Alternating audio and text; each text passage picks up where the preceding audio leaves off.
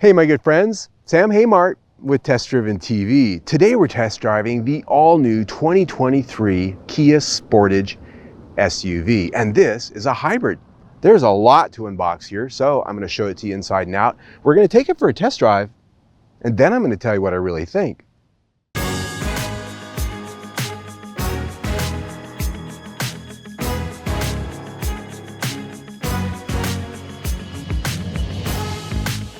As I said, there is a lot to unpack here. This is an all-new vehicle for 2023, and it's different in every way from the 2022 and earlier Kia Sportage. The model we have here is an EX Premium, which is right in the middle of the lineup from low to high. Pricing is $33,000 and some change as tested. Now, what do we have here? This is completely redesigned. It's larger, 7 inches longer than last year's Sportage. And it rides on the new N3 platform from Kia, which is also shared with the slightly larger Kia Sorento. So it's definitely a larger, more substantial SUV than in the past. Now, styling. Kia has really gotten modern and futuristic on us here in the last few years. This is a design language they call opposites united. And when you look at the front, you can definitely see there's a lot going on there. Looking at those headlights, for example, a boomerang-shaped signature driving light during the day. That's very distinctive. You can see it for a long time, and you're definitely not going to forget it. And the textures there, we've got a very nice satin metal finish and gloss black to go with it. Looking down on the lower fascia, this is a unique fascia for the EX and above hybrid. Coming around the corner, 18-inch wheels on the EX hybrid. It is standard 17-inch wheels on the base model. On this particular vehicle, standard roof rails and a panoramic roof. Styling from this angle continues to be very forward-looking and artistic, dare I say it. I like the shoulder line on this at the rear hips. It gives it a nice athletic stance. This window line coming down the side and into the rear three-quarter view has a nice kick up, and it tapers into a well-done patterned metal trim. I like that. Looking at the back, you can see a lot of design DNA with the Kia EV6 electric, I think. The taillights in particular, the way they bend into that rear deck, and the way all the lines really work together here in an artistic form. And this hatch does open and close, power operated, key fob button inside. I think it's a nice, tidy execution and styling. In spite of its forward-looking futurism, it's not over the top. From behind the wheel, just like when I test drove the Sorento recently, I feel like I'm staring at the back of a 1960s American sedan. It's just got that classic mid-century look in its design. I can almost see taillight fins. Just look at it. The design elements and the overall look of it is far more premium than it was. And what I like here is the fact that they've given us some new colors. For the longest time, whenever you got in a new car, it was black, it was tan, it was gray. Here we've got this rich navy blue, and that's contrasted by sort of an off tan. And I just like the fact that they're giving us these choices. Yes, you can still get the basic colors, but if you want something with a little bit more pizzazz, here it is. This does have the upgraded dash with the fully digital instrument cluster and the fully digital infotainment display, 12.3-inch screens.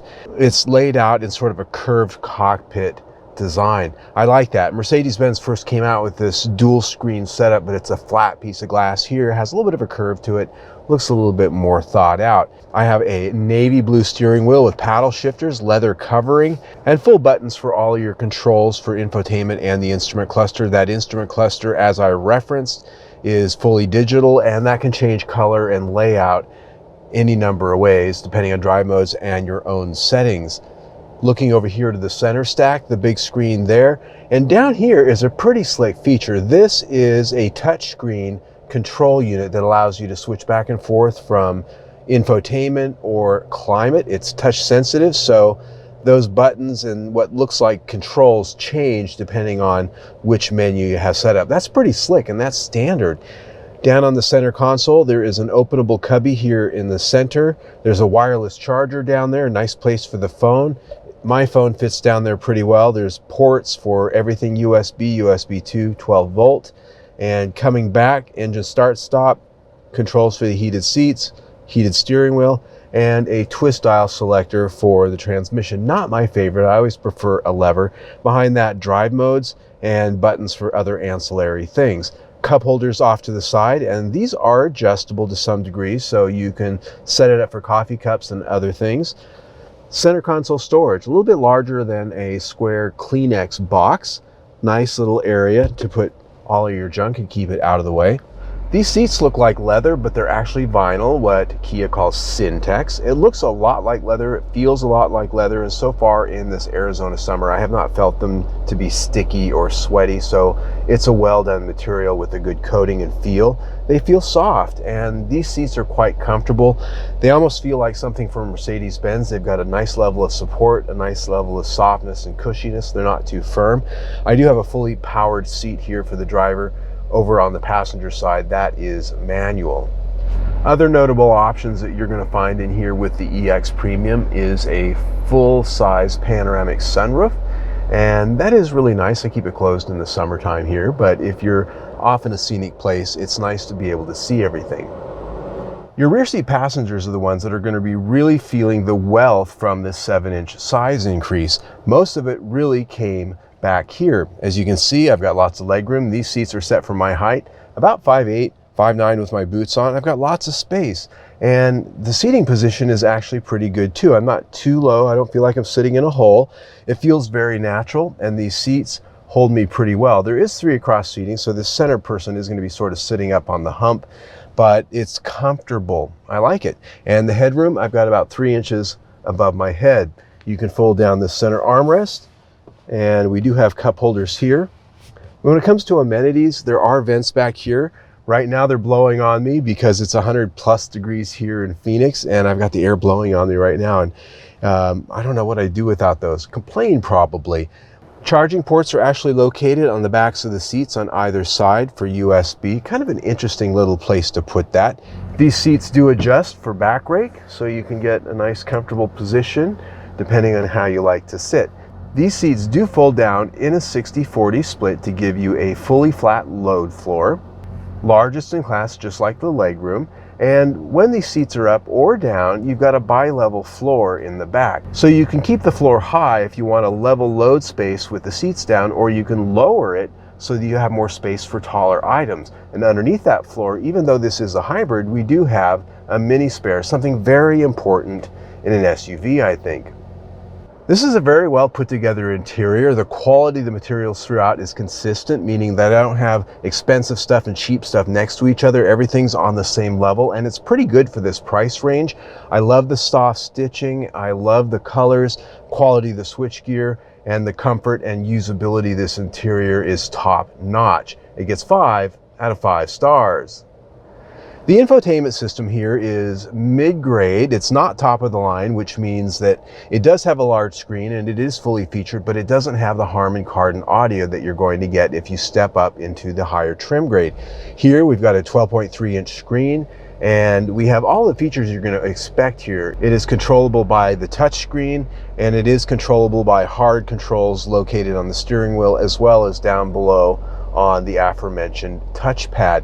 The menus are very well laid out, they're easy to understand, they're graphically good, and glare and vision, even though this isn't shrouded in any way and the sun can hit right on it, it seems to work pretty good. There's a bit of a matte finish that helps that. Audio quality, in spite of the fact that it doesn't have the full top of the line Harman Kardon, is very good. It does have Android Auto, Apple CarPlay, and a good backup camera. Not 360-degree view, but a single view. It all works very well. This is a system that, for this price range, is extremely competitive, and unlike Toyota, for instance, most of the features that are here, including nav, you don't have to pay for that in a subscription. So that's a bonus. This system gets 5 out of 5 stars.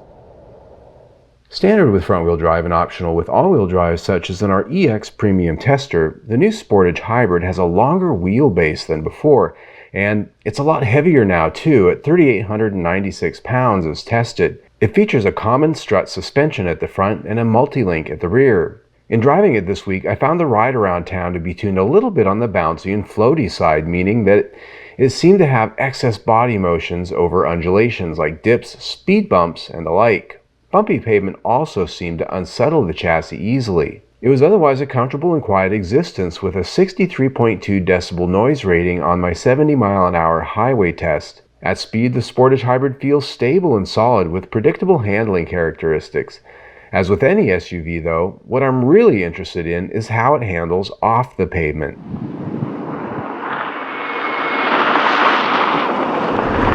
Which leads us to the desert washboard road.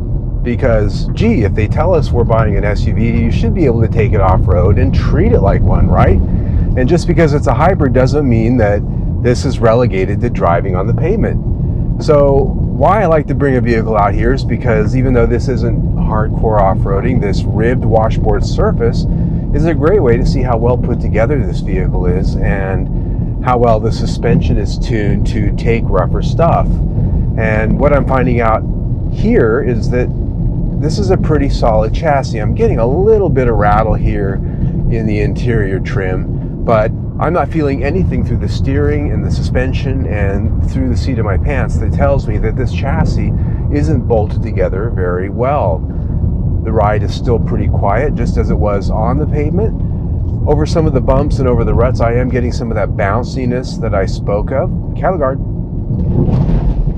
And when it does get bumpy, sometimes the suspension does get a little bit unsettled. Going around corners, I find that the stability control is something that is quite active. You can feel it if you kind of give it a little bit too much steering input on the gravelly corners. My takeaway here is the fact that this is a hybrid SUV that you can take comfortably off the pavement and you're not going to feel like you're driving a POS.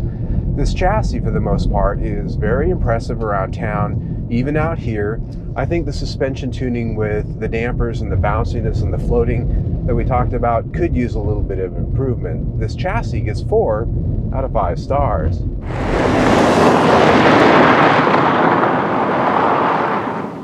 Under the hood is a rather unique combination, a 1.6-liter direct-injected turbocharged 4-cylinder engine with a conventional 6-speed automatic transmission, and sandwiched between them a powerful electric motor. The result is 227 combined system horsepower and 258 pound-feet of torque, top of class. The EPA rates the combo at 38 miles per gallon city, 38 highway, and 38 miles per gallon combined. If you get front-wheel drive, you can get up to 42 mpg in a rating. I found it to be very peppy around town, and for passing on the highway, the engine and transmission combination is one of the most refined in class and with a traditional driving feel afforded by its traditional automatic transmission. Where the powertrain really let me down, however, was in its efficiency, missing the EPA rating by a significant gap, only achieving about 30 miles per gallon in my week of combined testing. This powertrain gets 4 out of 5 stars. In this class, competition is pretty stiff. You've got the Honda CR-V Hybrid, the Ford Escape Hybrid, and the RAV4 Hybrid, just to name a few. Those are the major ones out there. And Kia for this year is now larger than all of them and is more powerful than all 3 of those. Efficiency right in the same ballpark. So at $33,000 and some change, I think this is a nice sweet spot right in the middle, starting out at 27-ish, landing at 38 on the high end if you go all the way up.